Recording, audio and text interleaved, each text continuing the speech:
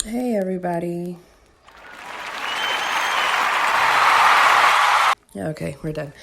I just actually wanted to try this experiment out.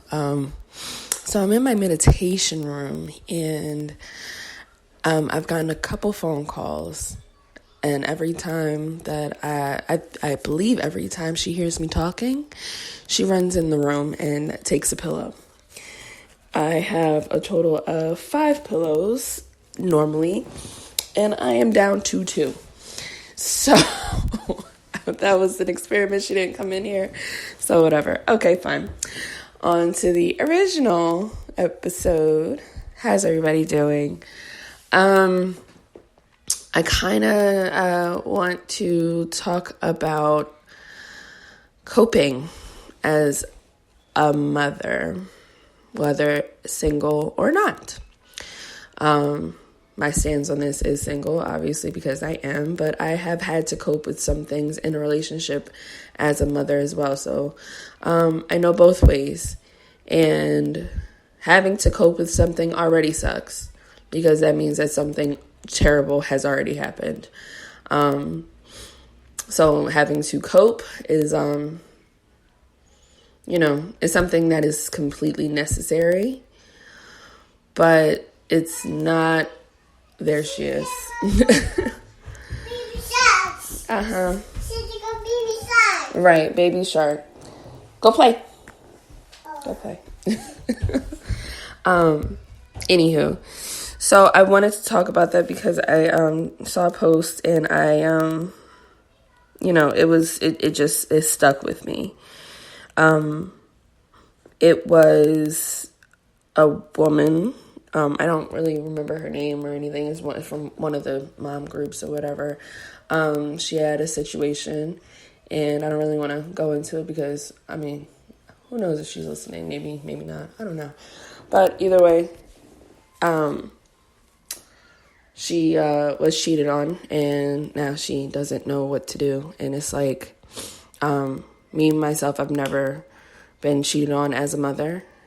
However, I have gone through some pretty detrimental things to my mental as a mother, as well as a breakup as a mother. So all those things I can kind of not relate to, but I can sympathize. So what I do is, definitely therapy. That's first and foremost for everything in my life. When things are going terribly wrong or when things are going terribly right and I'm scared to death that something else is going to go wrong, I go to therapy. I go to therapy for everything. My therapist is like my best friend now because she gives me she lets me know, she lets me think about the other things outside of what I'm talking to her about. You know what I mean? I don't think that makes any sense. I hope that makes sense to somebody. But yeah, I go to therapy first and foremost. Then as of late, I've been buying a plant every time I feel down.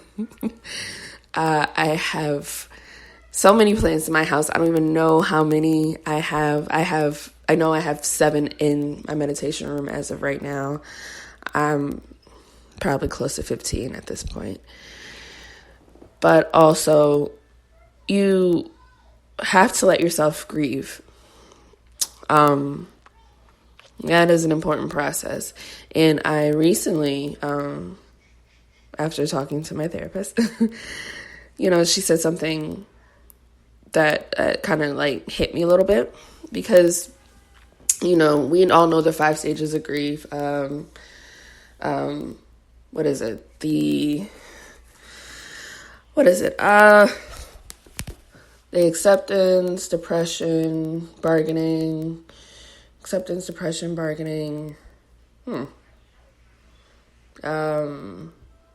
anger, and I guess sadness, I think. I don't know. But I do know it. But I can't run it off at the top of my head. But it's always in a certain order, right? It's always like as it happens. you go through this and then you go through that, and then it's like, you go through the bargaining phase, you go through the sad phase, then you go through the angry phase, and you go through the bargaining phase, and then you go through the depression phase once you realize the bargaining is not going to work, and then you get to the acceptance, and then boom, your grief is over, right? It doesn't happen in that order most times. And I was kind of forcing it to happen in that order because that's what I thought. I thought it should happen in that order so I can get over it. Huh? 1, 2, 3. 1, 2, 3. Okay, that's 5, what you're holding up. This is 3. 1, 2, 3. 4. That's 4 you're holding up now. You're almost close to 3. How about this? How about you go watch Daniel? Go ahead. Go. Sorry about that. But yeah, so again, I always thought it was supposed to be in a certain order, so I kind of forced myself into that order when that actually can't be the case because that's not how I grieve, I actually do it a little bit backwards. I don't really bargain that well because I don't want to kiss anybody's ass.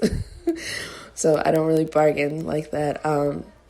But my acceptance usually comes before the depression for me. My sadness is all throughout, which is okay. And my anger is usually the first thing that happens.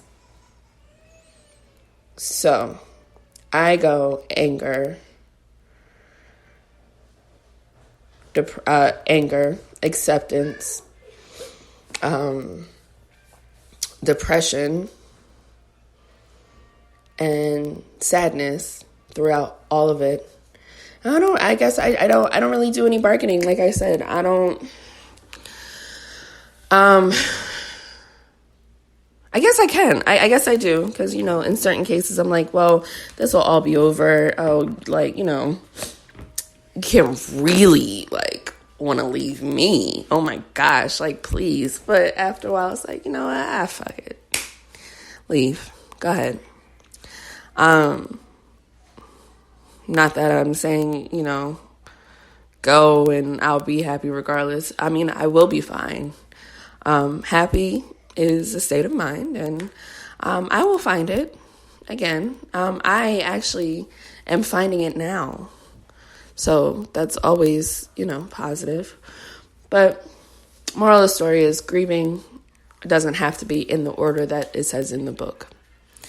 My way of grieving is completely out of order, and I do tend to accept things the way they are very early on. And I run with it. I've accepted it.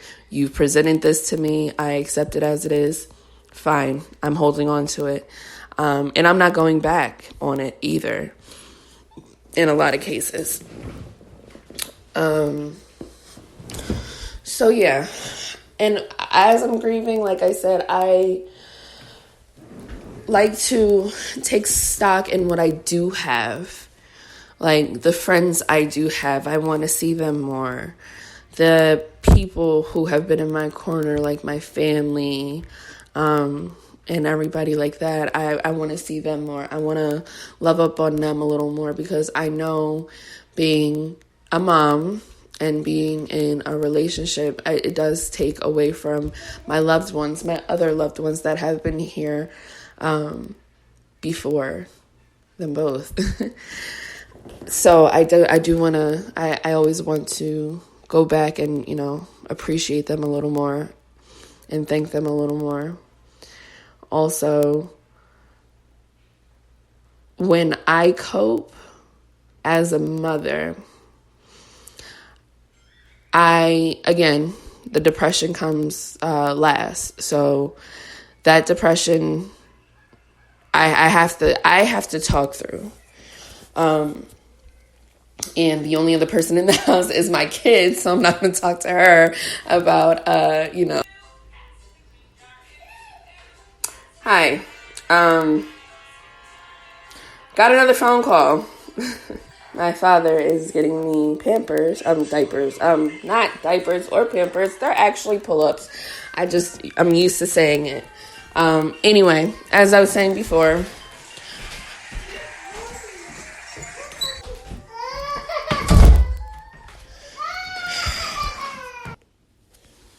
you're not gonna kid about your depression. I'm not gonna talk to my kid about my depression.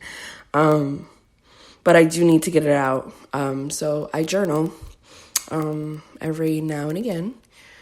I do pull out some notepads and just start writing.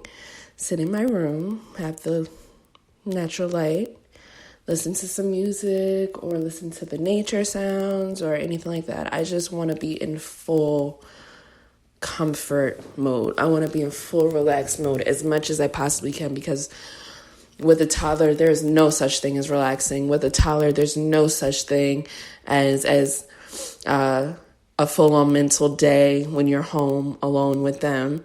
That doesn't exist. And I just have to get used to that. That's never going to exist for me. So, yeah. Your grieving process is different because it is situational based. Your situation may be the exact same as mine, but the way you handle it will be completely different. And that's okay. I just, like I said, I wanted to kind of reiterate what my therapist said, and that literally the way your process is and the steps that are taken are yours. It does not have to be in the order of a book. It doesn't have to be in order of your friends. It doesn't have to be any of that. It is yours. And take full ownership in it and do the work. Run through the process, whatever you need to do. Because you will come out on the end. The situation will be better. It will be better. You will get through it one way or another, because we're moms. We are moms, and that's just what we do. We get through shit. Come hell or high water, we get through shit. No matter how taxing it is to every single part of your being, we tend to still do the work, and we tend to still get through it because, I don't know, maybe God made us that way. God made us super resilient, so we have to be after dealing with a tiny child. Gonna have to be, So yeah, processing and everything is different. Mine is different from yours. Along with all the great, healthy yoga, plant loving, and all that stuff, I do a lot of negative, unhealthy stuff too. And, that is my process. Trying to get either away from it or go towards it, or I need this right now. I'm not going to need it later, but I need it right now kind of thing. Nothing is ever harmful to my child, and I make sure of that. Nothing is ever too harmful to me. Because, man, wine can get in that belly and mess some things up. And, you'll be out for the count for the next 2-3 days, hungover and everything. But, you'll overcome that. You'll get over that. And you will feel better from that hangover. So, It's just a matter of looking at your situation and doing what you